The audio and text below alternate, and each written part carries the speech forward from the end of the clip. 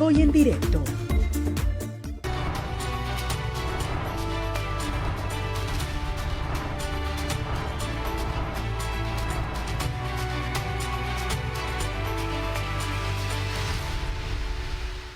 Buenas tardes, bienvenidos a Tertulia Región Caribe en este lunes 18 de noviembre. Hoy con un invitado muy especial, el doctor Benjamín Collante Fernández, el director del Instituto Colombiano de Bienestar Familiar en la territorial del Departamento del Atlántico. Como de costumbre, me acompaña Manuel de la Rosa. Manuel. Muy buenas noches, Víctor, y de verdad que es un tema además supremamente sensible porque toca con la población que más debería preocuparnos a todos los colombianos. Y diariamente estamos escuchando noticias verdaderamente atroces de lo que sucede en torno a los menores de edad de nuestro país. Sin duda alguna, una hora no servirá para agotar todos los temas que abordan desde el punto de vista transversal el asunto o los asuntos del Instituto Colombiano de Bienestar Familiar. Quiero hacer una aclaración, no es andino, es barranquillero. Pero es que Collante...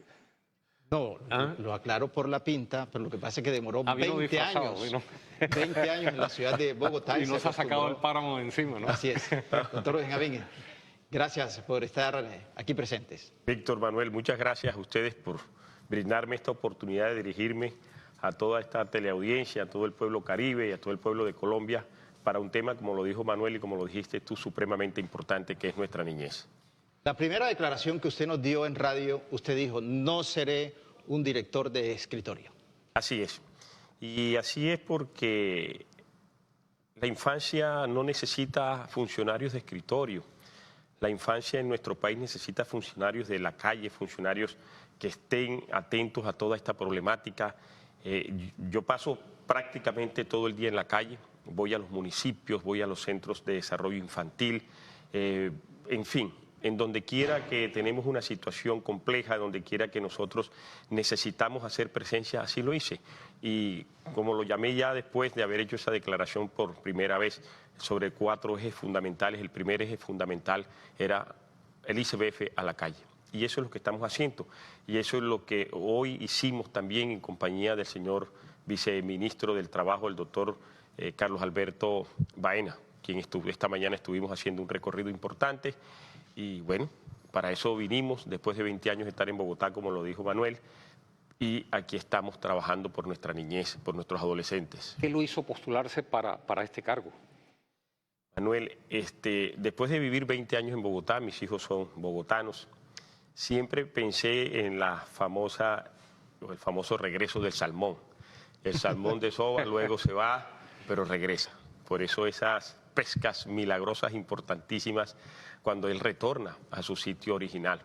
Quise, después de 20 años, regresar a Barranquilla, pero quería hacerlo en algo que realmente significara para nuestra sociedad, para Barranquilla, para el Atlántico. Yo recorro el Atlántico, gracias a Dios tenemos unas carreteras muy hermosas, y por eso me regresé. Me presenté al concurso nacional para la selección del Regional Atlántico, hubo otras regionales también que abrieron concurso.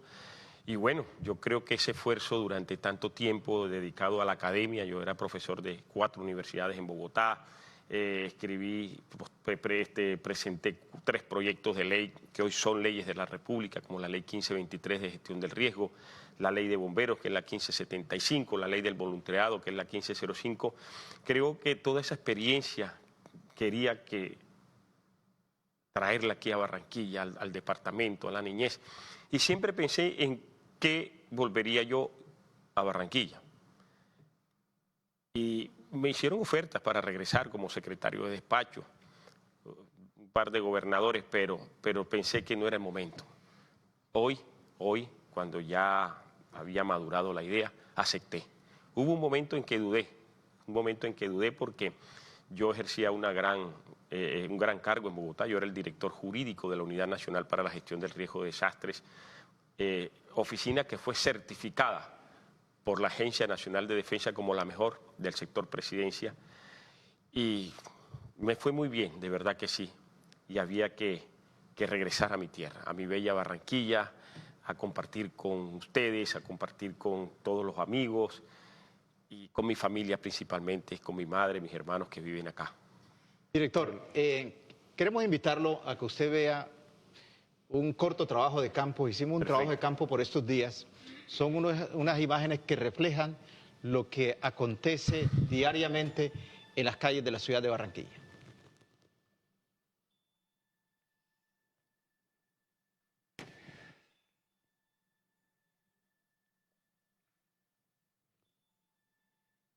Bueno, eso es lo que pasa en la ciudad de Barranquilla de manera permanente. Hay un creciente número de niños trabajando que los explotan y uno se pregunta desde lo periodístico, ¿dónde está el Instituto Colombiano de Bienestar Familiar?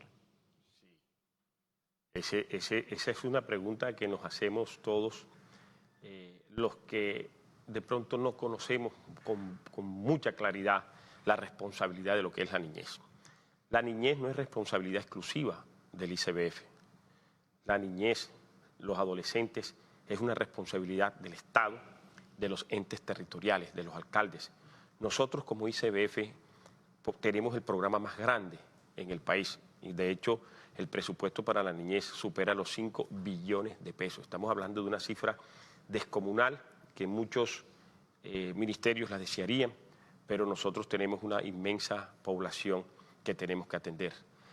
Todo lo que ocurre alrededor de la niñez siempre se focaliza al ICBF y lo hacemos con todo cariño. Invertimos nosotros en Barranquilla, en el Atlántico, invertimos más de 250.000 millones de pesos en nuestra niñez, en los diferentes programas, en los CDI. Acabamos de entregarle al señor gobernador en funcionamiento, porque fue una obra que hizo la gobernación, 9 centros de desarrollo con una inversión importantísima. Eso implica tener bajo nuestra institucionalidad más de 1.930 niños que ya no estarían en unas condiciones como las que nosotros vemos. Estamos haciendo el programa de mi familia que va a beneficiar más de 1.200 familias. Tenemos el programa de Mi Generación que beneficia 3.900 chicos. Así que lo que nosotros hacemos es importantísimo. Las personas se preguntan siempre, ¿y el ICBF? Nosotros tenemos una problemática que se ha acentuado, y se ha acentuado por un fenómeno migratorio que estamos viviendo. Barranquilla, el departamento del Atlántico, es el primer departamento, el primer territorio no fronterizo en recibir la mayor cantidad de migrantes y retornados. Nosotros debemos recordar que cuando las familias salieron, las parejas, normalmente eran parejas, no eran familias, sino las parejas de colombianos salían a buscar nuevos horizontes en Venezuela, llegaban a trabajar. Las condiciones económicas de un país que vivía el boom de los petrodólares, en donde había tanto que alcanzaba para los demás. Pero yo me detengo en lo siguiente, doctor Collante. Uno va, por ejemplo, simplemente para situarse geográficamente en un punto de Barranquilla, donde está la iglesia Torcoroma. La iglesia Torcoroma uno encuentra, ve allí mujeres jóvenes con un niño en el suelo, otro niño en el brazo, pidiendo plata. Entonces uno dice, desde lo preventivo, ¿qué hace el bienestar familiar ahí en esa parte para que el ente territorial como tal corresponda y ese niño vaya a hacer lo que tiene que hacer un niño? Correcto. Lo primero que nosotros hacemos, nosotros tenemos un equipo especializado en búsquedas activas. Lo llamamos de esta manera porque nosotros no hacemos operativos ni hacemos brigadas, porque eso pertenece ya a otras instancias, más bien militares o de policía. Nosotros hacemos búsquedas activas que implican con un grupo de profesionales, psicólogos, trabajadores sociales, psicopedagogos, inclusive nutricionistas, y hemos hecho más de 70 búsquedas activas en todos los barrios. Hemos ido a la 84, hemos estado en el sur, hemos estado en el norte, en el occidente, precisamente. Y de esas 70 hemos hecho 60 procesos de restablecimiento de derechos. Es lo que a nosotros nos corresponde. Lo primero que hacemos es una caracterización de la familia. Determinamos sus ingresos, cómo está conformada su padre, sus parientes y en qué lugar viven. Y luego de todo esto empezamos a hacer un seguimiento psicosocial. Para nosotros, sacar un niño de su entorno es la última medida que nosotros tomamos. Por eso hacemos este tipo de procesos y devolvemos a los niños a esas familias. Si nosotros encontramos que esos niños, que esas familias son reincidentes, entonces sí tomamos una medida administrativa que lo se hace a través de una defensora de familia. Y una de esas medidas puede ser sacar al niño de ese entorno que no es protector y llevarlo a uno de nuestros hogares sustitutos, precisamente. Pero hoy, con la situación que se está presentando en el Atlántico y en muchas regiones del país, es tanta la cantidad de personas que se encuentran en las calles que en este momento estoy buscando precisamente una institución para unos niños que tenemos en la oficina. ¿Por qué? Porque ya nuestra oferta institucional ha sido saturada, Víctor Manuel, saturada. Mira, nosotros tenemos 9.000 niños venezolanos, 9.000 en nuestros centros de desarrollo. Eso cuesta muchísimo dinero. Sin embargo, es la política del gobierno. Con dificultades es un país con dificultades. Nosotros no somos el país de Venezuela hace 20 años. Tenemos dificultades económicas. Sin embargo, Colombia es ejemplo mundial de lo que significa abrir las puertas de su territorio a pesar de que cerraron las fronteras del otro lado. Nosotros nunca las cerramos, por el contrario, las abrimos. Y toda esa afluencia de más de 3 millones de personas que estuvieron viviendo situaciones críticas, las recibimos. Pero eso implica un impacto en la educación, claro, en la salud, todo, en las finanzas públicas, Manuel. El drama del desempleo ya es una fuerza laboral también que viene a competir con la local, con la propia del lugar. Es cierto. Es que la inquietud iba encaminada más o menos a lo que usted estaba diciendo, y es como la problemática socioeconómica desborda, ¿verdad?, las posibilidades que tiene el Estado en materia presupuestal para atender toda esa necesidad. Y la otra inquietud era relacionada con las familias que ustedes logran tener contacto con ellas. ¿Qué porcentaje no está en capacidades de recibir y atender adecuadamente a sus propios hijos? Sí, la gran mayoría. De verdad es que el drama es un drama humanitario. De hecho, es la única manera como Colombia presenta la crisis de Venezuela como una crisis humanitaria, y con Migración Colombia se están haciendo los programas precisamente para poder seguir atendiendo a toda esta población. Colombia es el único país que no ha puesto mayores inconvenientes ni ningún tipo de dificultad para recibir a los migrantes y los retornados. Aquí hay una situación que también impacta muchísimo. Cuando un retornado llega a Colombia, es decir, un retornado es un colombiano que se ha ido y regresa, claro, nuevamente, entonces, pero no regresa solo, él regresa con su familia, claro, consanguínea y su familia política. Entonces, eso significa que ya no son 2 personas las que Colombia está acogiendo, hay grupos familiares de más de 5 miembros, 5 miembros. Colombia sigue haciendo esfuerzos. Nosotros ahorita tenemos un convenio de 23.000 millones de pesos, eso estamos hablando de casi 4 millones de dólares, recursos nuestros con la OIM, precisamente para todo el tema migratorio, para poder brindarle a nuestros hermanos venezolanos unas mejores condiciones. Estamos hablando de recursos importantísimos. Estuvimos con la UNICEF también trabajando el tema a ver cómo nosotros podíamos modificar un poco las jornadas de nuestros niños para poder tener capacidad de recibir de manera, digamos, transitoria a los niños migrantes. En eso hemos venido trabajando. Esperamos que este programa pueda tener el efecto que nosotros queremos. Vemos las necesidades en las calles. Ayer pasé por la 82 con 42F y vi a un niño con una enfermedad macrocefalia, un problema, y lo recogimos la semana pasada. Ya mandé los equipos también EMPI, porque el niño, si bien es cierto, le hicimos un proceso de restablecimiento de derechos, en materia de salud la tiene, digamos que garantizada, porque el distrito está prestando la salud, pero nosotros consideramos que un niño en la calle es una vulneración de sus derechos. Ya volví a ponerlo en el radar con la defensora de familia, porque tiene una defensora de familia, porque no podemos permitir que los niños en condiciones especiales puedan estar en la calle. Eso no es Director, posible. Esa cifra de 9.000 niños, ¿estamos hablando del nivel nacional? No, Atlántico. Atlántico. Nosotros, el Atlántico, el Departamento del Atlántico tiene el ICBF en su oferta institucional 9.000 niños. ¿Cuánto le cuesta eso al Estado territorial? Eso cuesta un montón de plata. Bueno, y eso que no estamos... Cuesta algo que no tenemos. Cuesta lo Y que es no algo tenemos. que no tenemos, porque nosotros los atendemos a ellos, pero también tenemos una gran demanda nacional. Es decir, propia, nuestra sí. demanda local es importantísima, por eso abrimos de una manera muy célere 9 centros de desarrollo infantil. En otras circunstancias no hubiera sido posible, pero ese fue el compromiso que nos hicimos con el señor gobernador. Cuando llegué le dije, Eduardo, gobernador, tenemos unos centros de desarrollo en construcción, yo estoy muy atento, me dijo, ven a mí, apenas los termine te los entrego. Y así fue, en el mes de Entre otras agosto. cosas, de una gran infraestructura. Es una belleza, o sea, uno visita esos centros de desarrollo y ve la presencia del Estado. Es allá donde debemos llegar.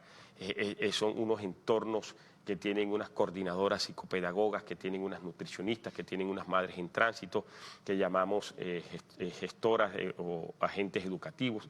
Es decir, una verdadera estructura, una verdadera infraestructura y un verdadero equipo psicosocial que hace precisamente que el proceso para los niños de 0 a 5 años sea totalmente diferente.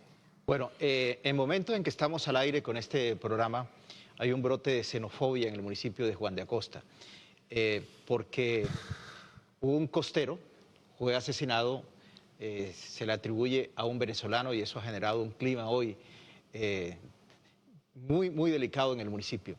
Estamos hablando solamente de los niños de brazo, de los niños que explotan, pero no hemos visto los corredores que se han armado en la ciudad en lo que tiene que ver con los limpiavidrios. Como el tema de Venezuela pareciera que no tuviese solución en el mediano corto plazo, ¿cuáles son las soluciones, y valga la redundancia, que desde el punto de vista territorial tendrían que presentarse, por lo menos para detener esto o para buscarle algunas alternativas? Importantísimo. La oferta institucional educativa está abierta. Esta mañana, precisamente, en compañía del viceministro del Trabajo, el doctor Carlos Alberto Baena López, encontramos 2 niños, un niño venezolano y una niña colombiana. El padre venezolano nos decía que no había podido llevar al niño al colegio. Nosotros inmediatamente hicimos la caracterización de la familia del niño y con el distrito, que también nos acompañó a todo este proceso, ya le garantizamos al niño el acceso. Nosotros vemos, y como tú decías, Van, las calles de Barranquilla no estaban atestadas de limpiavidrio. O sea, cuando llegué a Barranquilla me acordé mucho de Bogotá, porque allá es muy frecuente que ocurran este tipo de fenómenos sociológicos. Y eso obedece a que tenemos una gran presencia de migrantes venezolanos, especialmente. Nosotros hemos abierto toda la oferta educacional. Nosotros hacemos los comités mensuales y bimensuales de política social. Exponemos el tema, cómo se está abriendo totalmente toda lo que es la oferta institucional en materia de educación, en materia de salud. Estamos atendiendo, decía recientemente el alcalde Alex Char, que eso hoy por hoy le estaba costando más de 1.000 millones de pesos mensuales, solamente el tema de maternidad, sin meter otros factores de salud. Esas son cifras descomunales. El tema de los niños en las calles estamos tratándolo a través de la educación. Estamos abriendo todas esas posibilidades, estamos llegando a las familias. Yo siempre he dicho, y fue una de las cosas, que si bien el bienestar debe estar en la calle no es una opción para nadie. Yo no soy partidario de que la calle sea una opción, ni soy partidario de las políticas públicas sobre habitantes de la calle. Eso es un concepto que nunca debió acuñarse, pero esa es otra discusión. Entonces, tener esa cantidad de chicos en las calles para nosotros es una enorme preocupación. Una enorme preocupación, ¿por qué? Primero, porque sus derechos no son esos. Y hoy lo decíamos, el trabajo infantil es una actividad que está totalmente prohibida, pero entendemos también de que de alguna manera tienen las personas que sobrevivir, pero no compartimos, lo entendemos, sí. Es una situación económica de unas familias y que se está reflejando a nivel nacional. Una realidad cruel. Es una realidad cruel, es una realidad que desafortunadamente nos ha tocado vivir, y Colombia especialmente. Otros países han sido un poco menos generosos, por no llamarlo de otra manera. Nosotros hemos sido absolutamente abiertos, ni siquiera generosos, abiertos. Yo participé en la elaboración de todo lo que significaba la legislación para poder tener transitoriamente los venezolanos en Colombia. Hicimos los PEC, hicimos la oferta institucional, les dimos permanencia, ya no de carácter transitorio, sino un poco más temporal. Regularizamos los que llegaron de manera irregular, es decir, sin pasaporte. Y todo este fenómeno está siendo mella no solamente desde el punto de vista económico, sino ya en las cifras macroeconómicas. Ya nosotros, la tasa de desempleo subió de una manera importante, un dígito, y eso implica que el comportamiento de la sociedad empiece a generar un poquito de incomodidad. El colombiano ha sido muy generoso y lo hacemos como retribuyendo ese comportamiento, que son dos cosas distintas. Retribuyendo ese comportamiento que tuvo el país de Venezuela con nosotros en los años 80 y a principios de los años 90. Y cuando y surgen brotes como el que acabas de mencionar, Víctor, en Juan de Acosta, hay una explosión, hay como una manera como de decirle hasta allá. Es el gran temor, ¿eh? Ese es el temor, y que temor, se nacionalice la xenofobia. Entonces, eso es lo que hay que esas evitar. malas noticias de un venezolano involucrado, por ejemplo, en atentados o actos violentos durante jornadas de protestas, como las marchas, como ha sucedido ya, ¿verdad? Temas de inseguridad, robos, atracos, asesinatos, en fin, donde hay venezolanos involucrados, así sean pocos, la bulla que genera eso alarma y genera una reacción. Y genera una reacción, y normalmente esas reacciones no son pacíficas. Las reacciones normalmente son violentas, y es lo que tenemos nosotros como medios, como funcionarios, como ciudadanos, evitar. Son temas absolutamente aislados. Evitemos que estos hermanos venezolanos participen en todas las manifestaciones como la que se avecina el 21. Ojalá no haya presencia de agentes distintos que no sean los propios naturales y colombianos, de que no encontremos en la subversión ni en ningún componente armado hermanos venezolanos, porque eso sí empieza a generar una mayor sentimiento de rechazo. Claro. Sí. Y cuando se genera esto y se colectiviza, entonces la arremetida ya de una comunidad es mucho más grave. Eso es lo que tenemos que evitar, presencia de venezolanos en temas que corresponden absolutamente a nuestro país. Pero usted también no están advirtiendo que en esos carteles que uno observa en las calles, soy venezolano, también se está mezclando mucho colombiano. Claro, eso es como dice el dicho, ¿verdad? En río revuelto ganancia de pescadores. Nosotros no teníamos tanta presencia de nacionales en estas condiciones. Obviamente, cuando llega una migración de semejante magnitud, después de la de Siria es la venezolana en los territorios de Sudamérica, ahí se confunde todo. Entonces aprovechan también personas inescrupulosas para generar unas condiciones de comodidad, porque el problema radica en que ya no es una situación temporal u ocasional. El problema se vuelve mucho más grave es cuando las personas asumen esa condición como un modo de vida.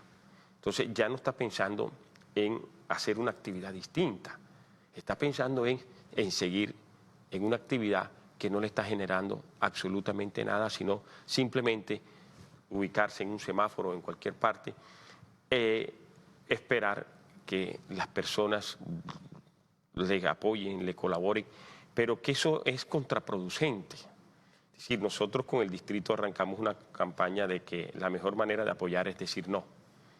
O sea, abstenerse de entregar la limosna, de dar algo. ¿Por qué? Porque las personas ya vuelven esa actividad Una actividad económica. una actividad económica. Ese es el verdadero problema. Ya no es temporal. Ya hay personas que son absolutamente dedicadas a ese tipo de actividades. Pero el otro lado de la moneda es que tampoco es que tengan muchas opciones diferentes a mendigar, ¿verdad? Y la preocupación también va encaminada a que creo que estamos ante una olla de presión social tremenda. El Estado no está en capacidad de atender toda esta necesidad que se ha generado, ¿verdad? Adicional a la que ya traíamos, ¿verdad? De la problemática social colombiana. La pregunta, y yo pensé que Víctor también la iba a incluir en el tema del temor ante una situación tan delicada, es qué tan sostenible es esto. Es decir, llegará un momento en que algo nos va a estallar en la cara. En algún momento. Por eso los grandes esfuerzos que hace nuestro gobierno, la presencia del presidente Iván Duque en Europa, precisamente tratando de conseguir recursos. Hay recursos que están siendo destinados a los venezolanos. Cuando a mí me consultaron sobre si yo era partidario de entregar recursos económicos, yo me opuse a eso. Yo no soy partidario de entregar recursos económicos. Asistencialismo también. Porque el asistencialismo es fatal. Sí, claro. El asistencialismo lo que hace es generar una especie de parasitismo social.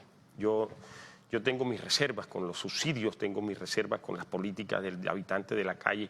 Yo soy una persona, y como funcionario también lo expreso, de que hay unas alternativas diferentes. Yo pienso que la política asistencialista desenfrenada y sin ningún tipo de medición no conduce sino a generar y sostener un parasitismo social, que eso es absolutamente gravísimo porque lo está motivando, lo está incentivando.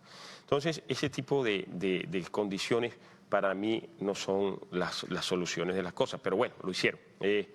Alguien pensó que sí había que entregarle recursos a las personas y bueno, así se desarrolló. El tema del desempleo es un tema curioso, pero interesante. ¿Por qué? ¿Por qué los venezolanos encuentran trabajo en Colombia? ¿Y por qué los colombianos no encuentran trabajo en Colombia? La cosecha de café prácticamente la recogieron los venezolanos. Que se iba a perder, además, había cosecha que se iba a perder. Y uno mira la oferta laboral que tiene el SENA y es impresionante. ¿Qué está pasando? ¿Por qué la gente no quiere hacer las cosas? O sea, nos estamos volviendo europeos, que lo que tienen que hacer los trabajos físicos o los trabajos que ellos consideran inferiores son ¿quiénes? Hay 2 empresas de buses organizadas de Barranquilla que están necesitando 500 conductores y no los encuentran en la ciudad. Sí, y hay oferta laboral. Sí. Entonces fíjate que porque yo te decía, es un tema interesante y curioso. ¿Por qué si hay oferta laboral? ¿Por qué la gente no acude a esa oferta laboral? Entonces, pero fíjate que la inseguridad crece. ¿Por qué crece la inseguridad? Porque las personas no quieren trabajar. Suena duro, yo soy el director de Bienestar Familiar, yo debo precisamente postular verdaderos fundamentos de lo que es la estructura de la familia y por supuesto de la sociedad, pero es una realidad. O sea, la inseguridad, y esta mañana ya yo casi no veo ni en los noticieros porque arrancamos con todos los temas sobre las inseguridades en las diferentes ciudades. Yo ayer veía lo de Ocaña, esta mañana veíamos lo de Usaquén. Ya nadie puede salir a la calle, ¿por qué? Porque hay un sector de la sociedad que no quiere trabajar. ¿Por qué? Porque es más fácil acudir al delito, a la lesión, a violentar de una manera flagrante e inmisericordia los postulados de la sociedad y la estructura jurídica del Estado por cometer un delito. Porque es más fácil. Ha parado también en una impunidad. En una impunidad. Y ahí vamos, Manuel. ¿Por qué? Porque yo cojo al hijo mío, lo cojo un bandido, un ladrón, se le lleva el celular y lo sale a vender.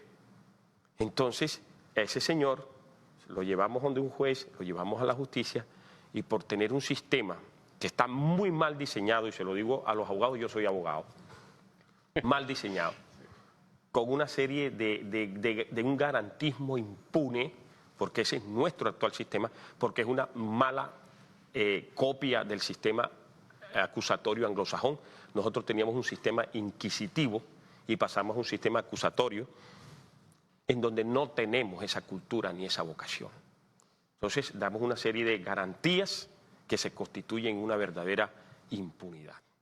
Entonces la policía se cansa de llevar a los bandidos y los bandidos a las 4 horas están en la calle. Y la ciudadanía no denuncia porque sabe que lo van a dejar libre. Entonces se gana la culebra. Ahí hay una simbiosis un poquito compleja. Justicia, un sistema acusatorio que no está dando resultados, el principio de oportunidad que le ha abierto la puerta a muchas cosas buenas, pero también perversas. Entonces, todas estas circunstancias lo que hacen es crear una sociedad que se siente hoy por hoy insegura. Bueno, vamos a una pequeña pausa y regresamos con el director territorial del Instituto Colombiano de Bienestar Familiar en el Atlántico. Mire, sabe que una vez en una conferencia de Caracol en Medellín, simplemente como anécdota, hará unos 25 años, preguntaban por qué en la costa había poca mendicidad versus en el tema el tema andino. Y la explicación era muy sencilla, porque aquí en aquellos tiempos el tío criaba al sobrino, el vecino ayudaba al otro, pero las circunstancias cambiaron dramáticamente. La familia vivía junta, así fuera en un cuartucho. Sí es. Se mantenía esa cuestión familiar. El padrino traía al ahijado. Así es. Y eso ayudaba, pero las circunstancias eran otras. Totalmente distintas. Ya regresamos. Una pausa. Así es.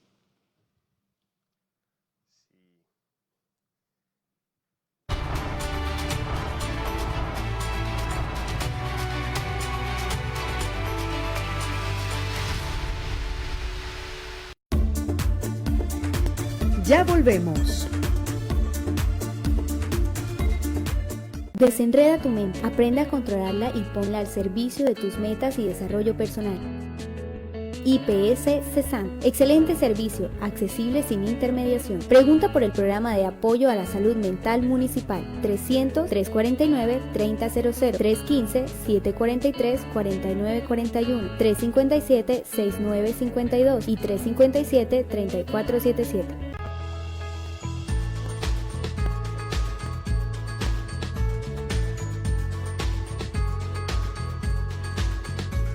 Prácticamente el 99.5% de las bacterias que producen infección urinaria viven en el intestino.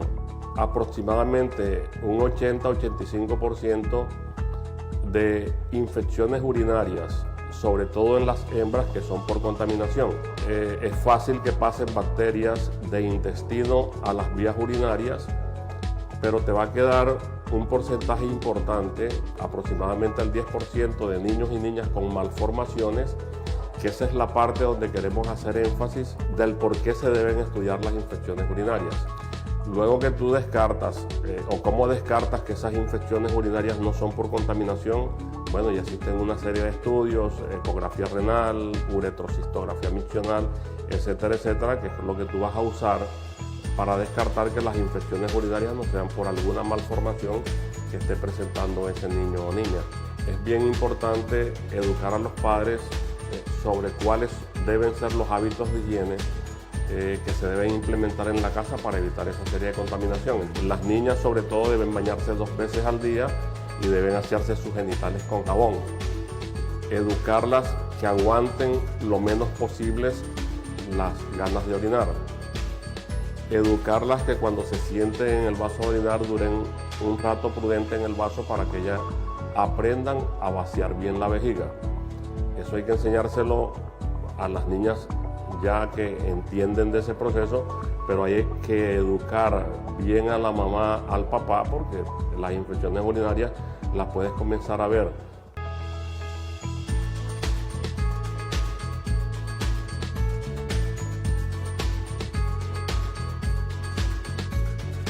Ciclista, cuida tu vida.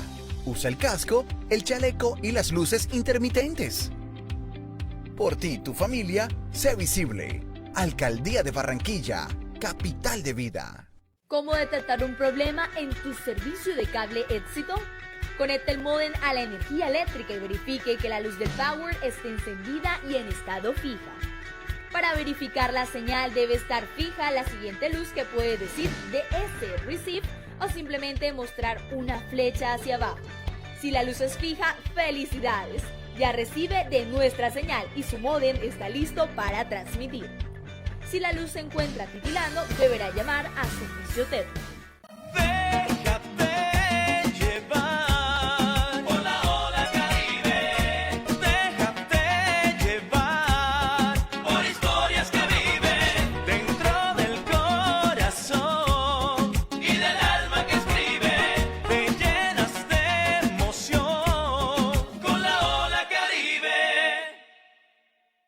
Universidad del Atlántico, en conjunto con la Fundación Instituto de Salud Mental del Caribe, FUNISAM, te ofrecen el Diplomado en Atención Primaria en Salud Mental. Inscripciones abiertas al 300-800-6881 y 300-473-5918. barbaraBallesteros@mail.uniatlántico.edu.co y diplomadosfunisam@gmail.com. Carrera 49C, número 101-122. Con arte. Con ganas. Siempre deliciosos.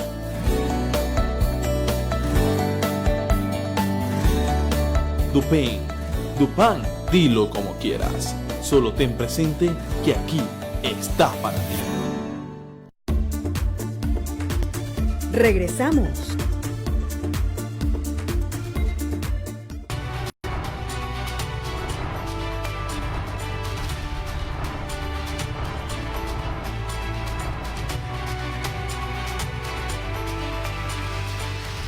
Amables televidentes, estamos de regreso en Tertulias Región Caribe con el director territorial del Instituto Colombiano de Bienestar Familiar en el Atlántico, el doctor Benjamín Collante Fernández. Hay un tema de los muchos escenarios que podemos abordar aquí, doctor Benjamín.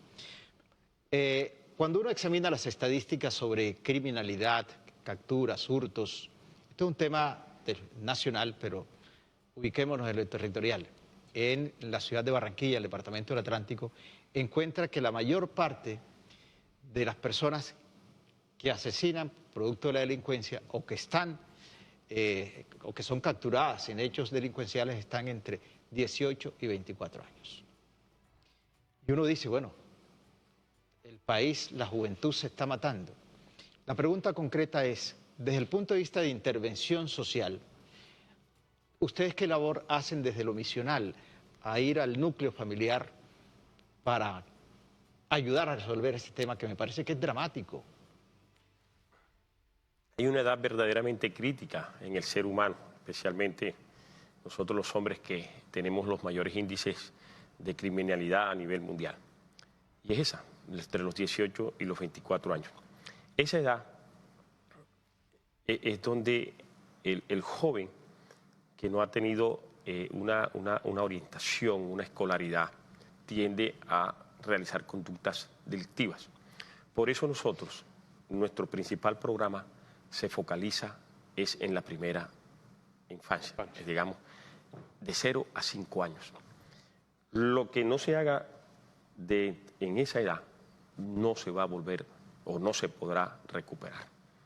Por eso nosotros... ¿Es la edad motora? Esa es la edad que va a permitir que todos nuestros equipos o toda la formación que se le dé, independientemente que seamos nosotros o que sea una entidad distinta, determinará el hombre, determinará el futuro de una sociedad. Nosotros aquí en el Atlántico tenemos el programa de nuestra niñez, más de 100.000 niños están bajo nuestra protección. Eso es una cifra que se acerca casi que al 50% de la población infantil en el departamento del Atlántico. Con el distrito tenemos un convenio importantísimo, ellos atienden aproximadamente 44.000 niños, nosotros atendemos 46, 47.000 niños en el departamento del Atlántico y hemos hecho una muy buena sinergia y definitivamente de esa manera, entre lo que es la nación y el ente territorial, nos podemos articular de la mejor manera. Y lo digo porque en una reciente declaración que tuve que hacer en cuanto a los niños o los muchachos, los adolescentes que vemos en la 17 haciendo guerras de piedra, son chicos de esa edad. Entonces, incluso tal vez su comportamiento en sí tenga una visión por parte nuestra diferente, pero terminan convirtiendo eso en un juego. Es un juego peligroso. Salen a las calles a darse a pedradas, hay sectores que están totalmente definidos por las pandillas, es un fenómeno que ha ido un poco creciendo en la ciudad, que igualmente... Vandalismo en el sistema de transporte masivo. Claro, esas son situaciones que tiene el distrito que estar interviniendo de manera permanente.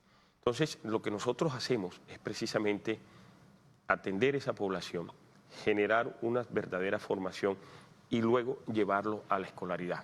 Y en eso tenemos absolutamente todo un equipo articulado. El distrito, el ICBF con las demás escuelas a nivel departamental, porque no queremos que los niños al desescolarizarse tiendan y su comportamiento sea totalmente distinto. Y lo decíamos, tal vez si esos muchachos en algún momento hubieran sido atendidos por nosotros y hubieran hecho el tránsito hacia la escolaridad, estaríamos viendo quizá otro tipo de escenarios y no los escenarios que se están viendo en muchachos. Y les quiero decir alguna cosa, el distrito tiene programas especiales para atender a esa población, pero muchos chicos se salen de los programas. Y se salen de los programas por lo que habíamos conversado ahorita. Hay chicos que consideran que ganar dinero rápidamente en actividades que no son legales es bien, porque de pronto no han tenido la oportunidad de otros espacios. Uno se alarma cuando dice, algunos aceptan que la expectativa de ellos es de 30 años. Sí, y es que es esa. Expectativa de vida, sí. La expectativa de vida de una persona, de un joven que está al margen de la ley, al lado de la ley. Además, lo natural es eso, que el que hierro mata, hierro muere. Entonces, y por Pero supuesto, eso es desalentador realmente. Tremendo. Totalmente, pero no optan por otra cosa. Y era lo que hablamos ahorita del desempleo y de la oferta de empleabilidad. Yo recuerdo que cuando yo estaba en la compañía, en varias de las empresas que trabajé aquí en Barranquilla, los padres querían que sus hijos trabajaran en las empresas. Y nosotros aceptábamos eso. Y nosotros les entregábamos los auxilios escolares para que los chicos fueran a la universidad. Hoy no. Hoy los muchachos no quieren ganarse un salario. ¿Qué está pasando? ¿Dónde está la falla? Hay una cultura, como dijo alguna vez algún presidente, tenemos una mentalidad mafiosa. Una mentalidad mafiosa significa es maximizar la ganancia, pero sin ningún tipo de esfuerzo. De pronto los grandes narcotraficantes dirán que eso es mentira, porque ellos hacen unos esfuerzos gigantescos, pero frente a la utilidad es algo que no tiene y tenemos series en Netflix, en la televisión colombiana, donde hablan del narcotráfico y los narcotraficantes como si fueran empresarios y manejando empresas. Así es. Entonces estás vendiendo una cultura a la gente. Pero es que yo le quería hacer una pregunta sobre cuál es la situación, si hay que hacerle un análisis a la familia colombiana. ¿Qué ha pasado en el seno de la familia colombiana? Porque es que el bienestar familiar no es el reemplazo del padre y la madre, no es el reemplazo de la familia, puede ser un auxiliador en determinados temas. Pero fíjense que ustedes se tienen que echar encima totalmente 100.000 niños en este departamento, que algo que debe hacer la familia. Entonces, ¿qué ha pasado ahí? Mira, aquí hay un tema importante. Hay dos condiciones que nosotros estamos trabajando fuertemente. La niñez, o sea, la primera infancia, esa de 0 a 5, que todo lo que uno le dice se queda, y el tema de la familia. En algún momento, los valores de la familia. En algún momento, como política pública, se focalizó más en primera infancia y el tema de la familia pasó como a un segundo lugar. Hoy, con la dirección de la doctora Juliana Pungilupi, estamos retomando el tema de la familia. Y tenemos programas como Generaciones, que acabo de manifestar, que está precisamente tutelando más de 3.900 niños. El tema de Mi Familia, que es un programa absolutamente nuevo. Vamos a invertir una suma importantísima. Es que la suma que invierte Manuel, Víctor, en el tema de la familia, en el tema de bienestar, no son cientos de pesos, se cuentan por miles de millones. Entonces, este es un programa importantísimo para 1.200 familias a lo largo de nuestro departamento. Incluimos Barranquilla. Barranquilla es una gran demandante de toda nuestra oferta institucional y arrancamos Mi Generación para 3.900 niños y Mi Familia, que empezamos el 15 de diciembre para 1.900 familias. Seguimos nosotros tratando en todo lo que significa esta política pública, que es la dirección que nosotros tenemos, de que las familias recuperen los valores. Nosotros nos hemos vuelto, y sin querer aplicar un término anglosajón nos hemos vuelto una familia, una sociedad light. He querido encontrarlo con toda la riqueza del léxico del español, pero yo creo que la palabra que más se acomoda es eso, una sociedad light, una sociedad que no tiene principios, una sociedad en donde todo es fatuo, donde todo es liviano, donde esas estructuras como las que nuestros padres nos enseñaron, nosotros que somos personas con un poquito más de horas de vuelo que muchas de las generaciones, nos enseñaron al respeto por los mayores, lo que tú decías ahorita, lo que tú decías, Víctor, de que el vecino se volvía en tu protector, el tío, es decir, había una verdadera familia. Pueden decir no, pero lo que pasa es que el desarrollo de la sociedad hizo que las familias se volvieran disfuncionales, desarticuladas, el padre, la madre trabaja. En fin, yo creo que sin perjuicio de la condición de que los padres y las madres tengan que trabajar, porque hoy cada día es una sociedad más demandante de recursos, porque es una sociedad demandante de recursos, porque los valores no existen. Entonces los colegios valen el salario de uno, o 2, 3 o 4 salarios de uno. Una universidad cuesta 20, 25 millones de pesos el semestre.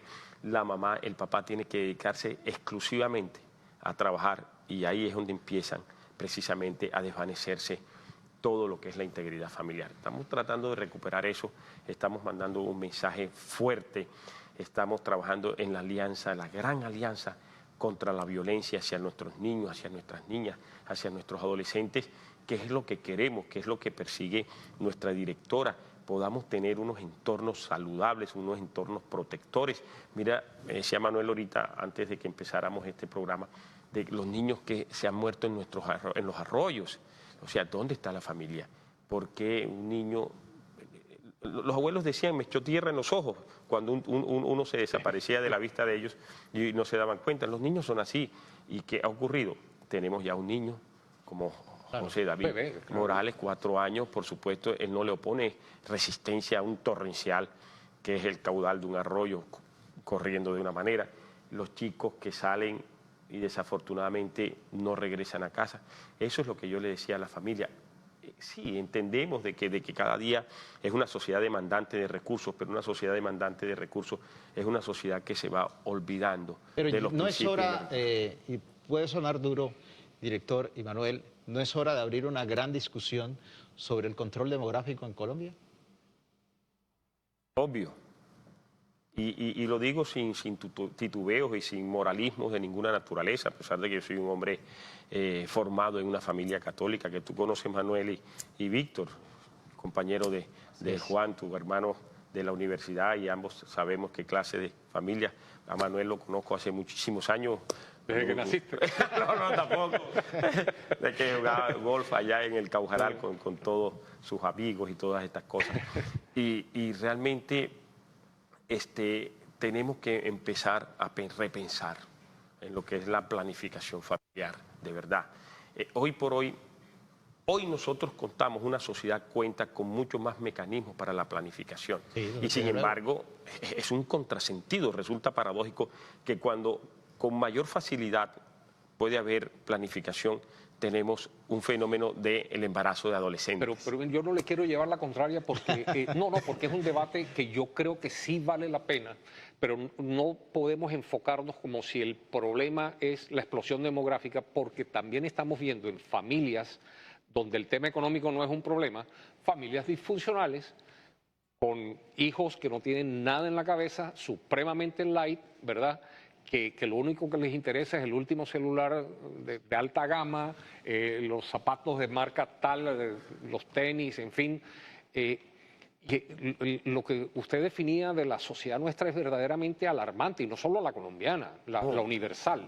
La sociedad universal está perdida y está buscando cosas, significado a la vida donde no la van a encontrar, porque es que satisfacer ese tipo de frivolidades no va a llenar la vida de nadie. Entonces, si bien el problema se da en sectores de escasos recursos, también se está dando la misma problemática de falta de valores a todos los niveles. Es sin duda. Entonces, el tema es, ahora, ¿quién educa? ¿Quién nos educa? Sí, ese es un problema gravísimo. O nos forma, más bien. O quien nos forma de una sociedad que es una sociedad totalmente liviana, una sociedad totalmente light, en donde pretendemos suplir el afecto con dinero. Con cosas. Con cosas. Entonces, los chicos, yo al hijo mío no le compro un celular de alta gama, ni lo que sea, nada. O sea, todo va en la medida, no solamente de las posibilidades, sino de la formación. No se les puede decir que no a nada, porque entonces la frustración, es decir... Yo le dije ayer al hijo mío, ayer me llamó para decirme, ve, yo necesito tal cosa, y yo, qué pena, pero no. Porque es que todo no puede ser sí. Sí, el facilismo el tampoco facilismo puede ser. lo único que conduce a que es que el chico no tenga estructura de valores. Exactamente. Entonces él me llamó y me dijo, mira, necesito esto, y yo, qué pena, papá, pero déjame sentarme contigo y revisemos el tema, porque eso no es así. Alguien dijo algo, voy a parafrasearlo porque no lo recuerdo al pie de la letra, pero es que es una sociedad que nos lleva a anhelar cosas que no necesitamos para comprarlas con plata que no tenemos, para impresionar a gente que no conocemos. Que no conocemos, exactamente. Entonces, es un círculo vicioso ahí. No, y perverso, pero bueno, sí, perverso, es producto de una sociedad que está produciendo cada día más cosas. Por eso es una sociedad que también se ha vuelto liviana, light. ¿Por qué? Porque cada día sacas un producto y a la semana ese producto ya... Es una necesidad. Sí, obviamente que te genera la necesidad, cuando realmente no es lo que tú necesitas. Nosotros hoy tenemos un producto de una marca de un teléfono y a los 3 meses ya la compañía te lanza el otro producto y te cuesta 2 millones de pesos menos que cuando tú lo compraste. Tiene que volver a la relación. Cada año. Ahora lo sacan 2 veces y 3 veces No, al y tiene año. que volver a la relación del diálogo del padre con el hijo de manera permanente. El padre que no solamente matricula, sino que va e inspecciona qué está pasando en el colegio, qué está pasando en la universidad. Me parece que... En vez de delegar en otros... Totalmente de acuerdo. Pero vamos ya en la última parte, en el último tramo del programa, doctor Benjamín, a un tema que nos va a llevar a muchos titulares de prensa seguramente, y ojalá para que sean positivos, y usted será llamado permanentemente en horas de la mañana, así que sobre lo que nos viene, y es el fin de año. El fin de año, yo siempre he dicho, y probablemente esté equivocado, el bienestar es sancionatorio. Cuando dice, bueno, se quemó un niño, y el tema es, le quito la patria potestad al niño. Para que ese tema sea menor y ojalá desaparezca el tema de los niños quemados, ¿qué están haciendo ustedes? Víctor, el año pasado fuimos el departamento con mayor índice o la mayor tasa de niños quemados. Pero no porque hubiera una manipulación directa, sino por el accidente que ocurrió en Manatí, que generó más de 25 niños quemados y eso nos disparó y nos puso en primer puesto. Pero bueno, adicionalmente a eso arrancamos... El tema de la bola candela. Sí, que nosotros jugamos bola candela, claro, yo me acuerdo. Pero bueno, esa práctica ya gracias a Dios se han ido como que, es así, disminuyendo un poco. Nosotros tenemos para la primera semana del mes de diciembre el lanzamiento con la gobernación, con la alcaldía a la que estamos invitando, con las secretarías de Educación y de Salud, precisamente la campaña contra los niños quemados. Yo no digo campaña contra la pólvora, porque en Colombia la pólvora es legal. Hay fábricas de pólvora legal. Lo que no es socialmente aceptable es que los niños jueguen con pólvora, es decir, los niños no pueden jugar con candela. Por eso vamos a hacer esta campaña. Ya hoy es el primer día de vacaciones de los niños ya están en sus casas o están en los parques, que es donde tienen que estar, pero la Navidad implica juegos artificiales, juegos de pólvora, y la pólvora no es juego de niños, la pólvora tiene que ser manipulada, administrada y encendida, porque es hermoso, los juegos artificiales son bellísimos, por personas adultas y manejadas por profesionales. Y que sean profesionales. Claro. Entonces, he querido darle como un cambio no a la pólvora, no a que los niños manipulen la pólvora. No es posible de que un niño se queme con un tote, se queme con una matasuegra, se queme con cualquier de estos juegos artificiales, porque precisamente vamos a tener un diciembre que no es el que esperamos, un diciembre de alegría, de felicidad. Yo soy un hombre totalmente decembrino, yo nací el 20 de diciembre, y me encanta la Navidad, me encantan las luces. En mi casa desde el 1 de noviembre encendemos ya el arbolito de Navidad y el pesebre y todas esas cosas, pero con esa misma alegría con que yo siento en la Navidad, quiero que el pueblo barranquillero, el pueblo atlanticense también la sienta, pero con de verdad, no con dolor, no es llegar a un pabellón de quemados como lo tuvimos en el hospitalito o como lo tenemos en cualquier IPS, de que lo primero que encontramos son niños totalmente lesionados por producto de ¿qué? Del descuido de los padres. Porque es eso, los padres tienen que ser responsables, y tú lo dices, Víctor. Sí, ok, nosotros podríamos iniciar un proceso de restablecimiento de derechos y tomar la medida más drástica, que es la patria potestad, quitarle la custodia. Pero ahí es donde yo digo que la causa origen hay que combatirla, no el efecto o la consecuencia. Entonces, la campaña tiene que ser con el apoyo de ustedes, la campaña tiene que ser con el apoyo de las autoridades, la campaña tiene que ser con el apoyo de los señores que venden la pólvora. No a venderle pólvora a una persona que no tenga la experticia para manipular, porque es pólvora. Y la pólvora causa muchísimo daño. Tengo 2 amigos de la niñez que perdieron la mano, quedaron por acá con matasuegra, 2, muy cerca del colegio. Y así es. Y afortunadamente para mí aprendí en pellejo ajeno lo que la mayoría de la gente no hace, ¿verdad? Y son muchos los accidentes, niños intoxicados con triquitraqui. Sí, con fósforo blanco se intoxica. Sí, el llamado yo creo que es urgente. Es un llamado vehemente. Nuevamente, ¿no? Es un llamado que hacemos desde ya. Hemos venido trabajando en esto, estamos en toda esta campaña de no al trabajo infantil, lo que hicimos esta mañana en el mercado de Barranquilla con el señor viceministro del Trabajo, el doctor Baena, la campaña de la Gran Alianza contra la violencia hacia nuestros niños, a todas nuestras niñas, la campaña precisamente de que los niños tienen que estar en entornos sanos, saludables, protectores, que los niños no mueran en los arroyos, y ahora en diciembre que nuestros niños no mueran, no se lesionen con la manipulación y con la utilización de la pólvora. Eso es absolutamente irresponsable, eso es gravísimo. El niño no tiene por qué jugar con pólvora porque la pólvora no es juego de niños. Y que la primera responsabilidad es del padre, la madre, total. el entorno, los mayores en la familia, Totalmente. y no del bienestar familiar. Así es. No pueden delegar. Y eso, Manuel, tiene que tener claridad. Nuestra comunidad, nuestra sociedad, los padres tienen que entender que el Estado hace un papel concurrente, subsidiario, pero el Estado no se puede responsabilizar de la atención del niño o del cuidado del niño porque no es posible. Es decir, si bien tenemos un Estado omnipresente, no podemos tener un Estado que esté absolutamente en el hogar de cada familia en Colombia.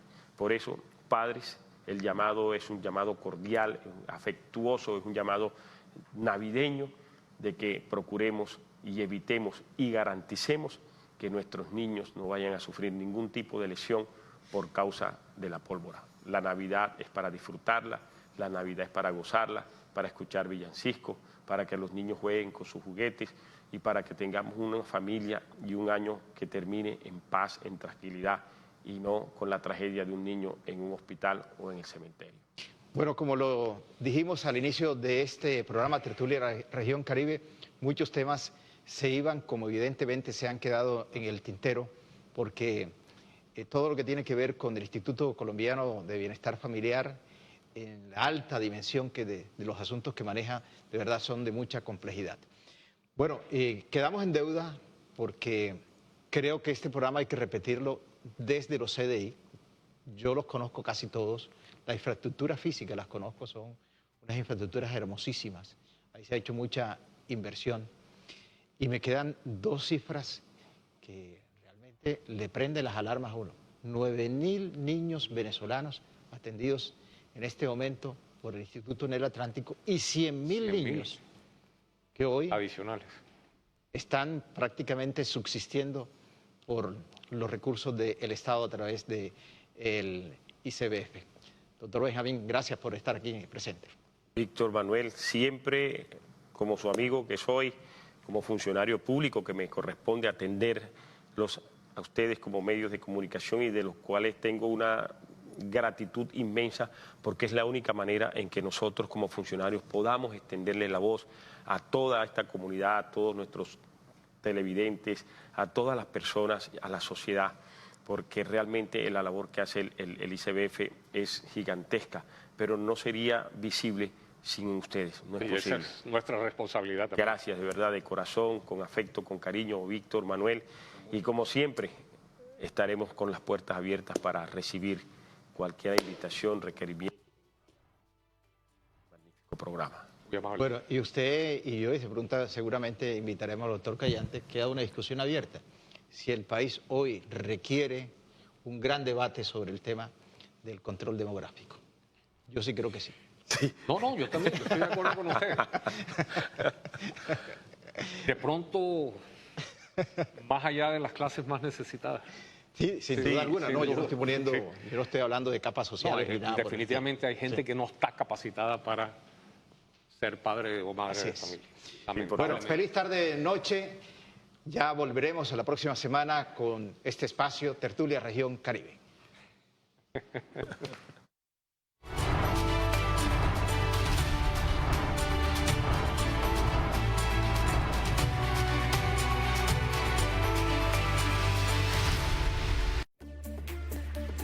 En CTV Barranquilla construimos ciudad y valoramos todos los esfuerzos de aquellos